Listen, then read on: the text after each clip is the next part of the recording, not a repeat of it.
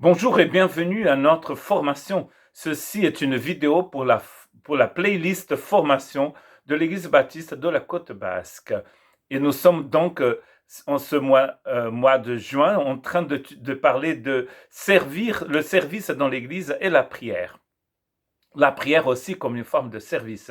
Ceci est notre troisième vidéo de cette formation service et prière. Dans la première vidéo, nous avons parlé du Christ qui est venu pour servir. Dans la deuxième vidéo, de nous tous que sommes là pour servir. Et aujourd'hui, je voudrais parler du service que nous devons faire sous la puissance du Saint-Esprit. Sans le Saint-Esprit, nous ne pouvons pas faire ce que Dieu nous appelle de faire. Et je voudrais de commencer cette méditation dans Actes chapitre 1, verset 8. Mais vous recevrez une puissance, le Saint-Esprit, survenant sur vous. Et vous serez mes témoins à Jérusalem, dans toute la Judée, dans la Samarie et jusqu'aux extrémités de la terre. Donc, au même temps, nous allons être témoins du Seigneur dans Jérusalem, dans toute la Judée, dans la Samarie et partout dans le monde. Et donc, comment pouvons-nous aller partout dans le monde? Comment pouvons-nous être des martyrs, des témoins au service du Seigneur, là où Dieu nous a placés? Nous ne pouvons le faire que si nous recevons cette puissance du Saint-Esprit. Nous savons déjà, en lisant les Écritures, qu'il n'y a pas de salut sans la puissance du Saint-Esprit. Nous ne pouvons rien faire sans le Saint-Esprit. C'est l'Esprit de vie, c'est l'Esprit du Christ, l'Esprit de notre Seigneur qui habite en nous.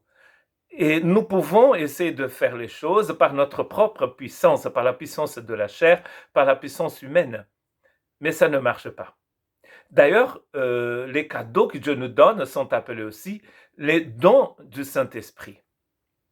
Donc, ce sont des cadeaux qui nous sont donnés par la présence du Saint-Esprit en nous. Car c'est par la grâce que vous êtes sauvés, dit Paul dans Éphésiens 2, 8 et 9. Par le moyen de la foi. Et cela ne vient pas de vous. C'est un don de Dieu. Qu'est-ce que ne vient pas de nous? Ni la grâce et ni la foi. Ces choses ne viennent pas de nous. C'est un cadeau de Dieu. Ce n'est point par les œuvres, afin que personne ne se glorifie. Le Saint-Esprit va nous empêcher de nous glorifier. Notre plus grand souci, c'est notre ego, n'est-ce pas? Et si en plus on travaille pour le Seigneur, nous mettons à l'œuvre notre ego, alors là, c'est fini, quoi. Là, c'est pas bon, ça ne marche pas. Les choses du Seigneur, dans l'économie divine, tout marche par la puissance du Saint-Esprit. La puissance humaine n'en est pas une, ça n'existe pas d'ailleurs. Nous n'avons pas de puissance. Ce que nous pensons être de la puissance, Pierre appelle ça de la vapeur, une vanité. Que dalle, rien du tout. Nous sommes sauvés par la grâce, c'est au moyen de la foi, et cela, c'est un cadeau de Dieu. Ce n'est pas par les œuvres que nous pratiquons pour que personne ne puisse se glorifier. Déjà, si c'est par la grâce, c'est pas par les œuvres. Donc cela veut dire que notre service ne sont pas des œuvres que nous allons accomplir pour essayer de gagner quelque chose. C'est le résultat de la présence du Christ en nous, de la présence du Saint-Esprit dans notre cœur, qui va nous encourager à servir au sein de la communauté des croyants. Il n'y a que par cette puissance du Saint-Esprit que nous allons y arriver. Par Christ, offrant sans cesse à Dieu un sacrifice de louange, c'est-à-dire le fruit des lèvres qui confessent son nom. Le fruit, notez bien cela, et ça c'est dans Hébreux 13, 15. C'est le fruit, c'est le résultat du travail du Saint-Esprit en nous. Et ici dit, c'est le résultat des lèvres qui confessent son nom, qui confessent sa personne, le nom du Christ, c'est son identité. Et le Saint-Esprit va donc donner la vie à notre esprit pour que notre esprit soit en communion avec le Christ. Et le résultat, c'est le service. Le service, c'est le résultat. C'est la conséquence du travail du Saint-Esprit en nous. Ce n'est pas le service qui cause le salut. Le service est causé par le salut. C'est la conséquence de l'œuvre du Saint-Esprit dans notre cœur. Parfois, on se fatigue. Pourquoi on se fatigue? On se sent complètement épuisé. Parce que peut-être nous ne sommes pas en train de faire par la puissance du Saint-Esprit. Nous faisons des choses au sein de la communauté des croyants, tout simplement parce qu'on nous dit qu'il faut le faire, et il a des exigences, il a un poids, il a ceci, il a cela, et certains le font, hein, soyons sincères, certains le font parce qu'ils veulent gagner des cadeaux, parce qu'ils veulent gagner des images, n'est-ce pas? Très bien, good boy, good girl. Non, c'est juste le fruit, c'est le résultat. Si vous avez des pommiers chez vous, vous allez voir que quand ces pommiers vont être, s'ils sont des bons pommiers, ils vont donner des fruits. Et ces fruits seront des pommes. C'est le résultat de la nature, de la bonne santé de cet arbre. Le service doit toujours être le résultat de la bonne santé de ton esprit, de ta vie avec Christ, une vie remplie du Saint-Esprit. Car nous sommes son ouvrage, nous dit Éphésiens toujours, chapitre 2, verset 10, ayant été créés en Jésus-Christ pour des bonnes œuvres. Vous voyez, ce n'est pas dans l'autre sens. Nous faisons de bonnes œuvres pour être créés en Jésus-Christ. Non, ça ne marche pas. Nous sommes créés en Jésus-Christ pour des bonnes œuvres que Dieu a préparées d'avance afin que nous les pratiquions. Donc ça veut dire que le service au sein du corps du Christ, c'est quelque chose qui est aussi ancien que l'idée même de l'Église. Comme nous dit d'ailleurs Paul dans Éphésiens, vous avez été choisis en Christ avant la fondation du monde. Et ici, il dit que Dieu a préparé ces œuvres d'avance pour que nous puissions les pratiquer. Donc ça veut dire que même avant votre naissance, ces œuvres existaient déjà. Elles étaient déjà dans l'économie divine, dans le projet divin. Tout ce qu'il nous fallait, c'était la puissance pour pouvoir les mettre en pratique. Dieu n'est pas en train de vous demander d'inventer des choses à faire.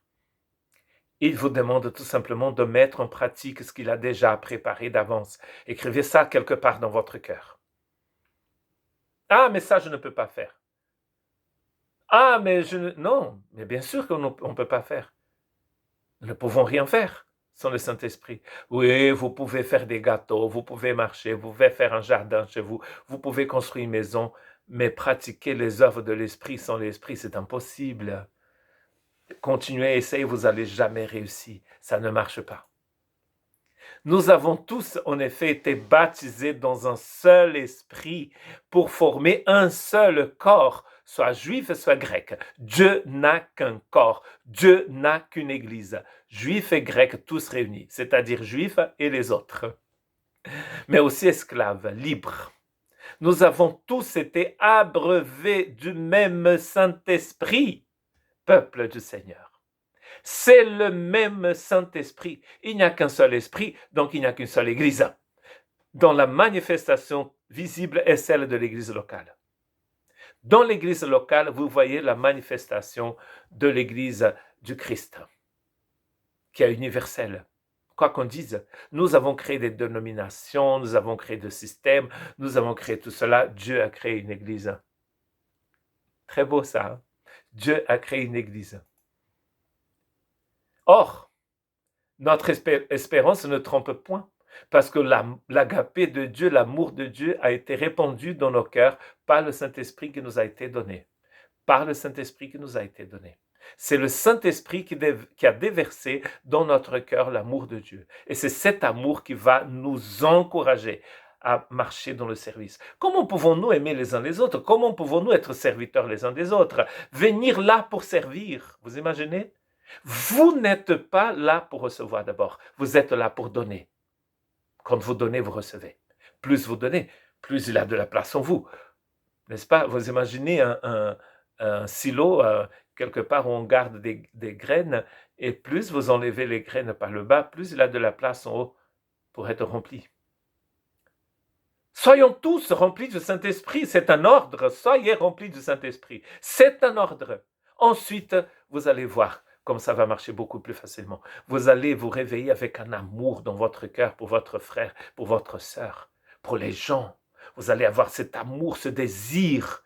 Personne ne vous dit partagez l'évangile, vous allez le faire. C'est le fruit, c'est le résultat. Ça vient, ça va de soi. Ah, mais il y a des choses difficiles dans l'église, personne ne va voir que je le fais, machin, gna gna gna. Dieu voit tout. Et c'est pour Dieu que nous faisons. En fait, c'est le Saint-Esprit qui nous aide à voir ça et à faire ça comme ça, pour Dieu. Sans le virus de l'égocentrisme qui mine les sociétés humaines, qui détruit les églises, ce désir de paraître, cette vanité folle que nous avons d'être mis sur un pédestal. Mais non, aimons les, les autres, les gens, dans le simple désir de donner, d'aimer. Et je finis avec un texte, parce qu'à un moment il faut finir, de 1 Corinthiens 13:1. Quand je parlerai la langue des hommes, les langues des hommes et des anges, si je n'ai pas l'amour de Dieu, je suis un airain qui résonne ou un cymbale qui retentit. Et comme nous avons vu dans Romains 5:5, l'amour de Dieu dans votre cœur, c'est le travail du Saint-Esprit. Et c'est Saint-Esprit qui va changer votre vie, parce qu'il a rempli votre vie de l'agapé de Dieu, et vous serez des personnes utiles. Vous avez déjà vu une cymbale qui retentit et de l'airain qui résonne? C'est pas de la musique, c'est du bruit. C'est ce qu'il est en train de dire ici. Parfois, ce que nous faisons, c'est juste du bruit. Et le bruit, c'est de la pollution sonore. C'est mauvais. Mais la musique, oh là là, qu'est-ce que c'est beau, n'est-ce pas? Moi, j'adore la musique classique. Moi, je chante du baroque souvent au conservatoire de Bayonne. Bon, ça fait à peu près 1 an qu'on n'a pas chanté, à cause de la pandémie de Covid-19. Mais il y a des musiques qui nous font pleurer. Que le Saint-Esprit puisse remplir votre vie de musique, que vous puissiez être un orchestre. Et du coup, quand vous ouvrez votre bouche, quand vous sortez de chez vous, le Saint-Esprit va œuvrer dans votre vie et les gens vont voir. Et vous allez être un serviteur fidèle grâce à l'action du Saint-Esprit dans votre vie. Que le Saint-Esprit puisse changer nos cœurs pour que nous puissions devenir des serviteurs utiles pour Jésus. Que Dieu vous bénisse.